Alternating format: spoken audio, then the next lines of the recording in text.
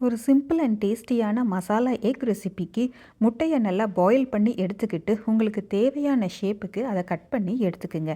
அப்புறம் கொஞ்சம் மஞ்சப்பொடி, கொஞ்சம் காஷ்மீரி சில்லி பொடி, கொஞ்சம் ஜிஞ்சர் கார்லிக் பேஸ்ட்டு, அப்புறம் க்ரஷ்டு பெப்பர் பொடி, இவ்வளோதாங்க.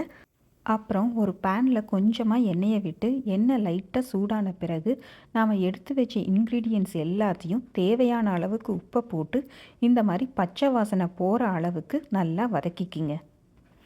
அப்புறம் நம்ம கட் பண்ணி வச்ச எக்கை இந்த மசாலாவில் போட்டு எல்லா பக்கமும் அந்த மசாலா ஸ்ப்ரெட் ஆகிற அளவுக்கு அதை நல்லா திருப்பி விட்டுக்குங்க. அவ்வளோதாங்க, சூப்பரான மசாலா எக்கு நமக்கு ரெடி. இது ஈவினிங் ஸ்நாக்கு கூட நாம் சாப்பிட்லாம் காஃபியோட. இந்த மாதிரி கொடுக்குறப்ப எக்கோட கவிச்சி சுத்தமாக இதில் இருக்காதுங்க. எக்கு சாப்பிடாதவங்க கூட விரும்பி சாப்பிடுவாங்க. தேங்க்யூ ஃபார் வாட்சிங்.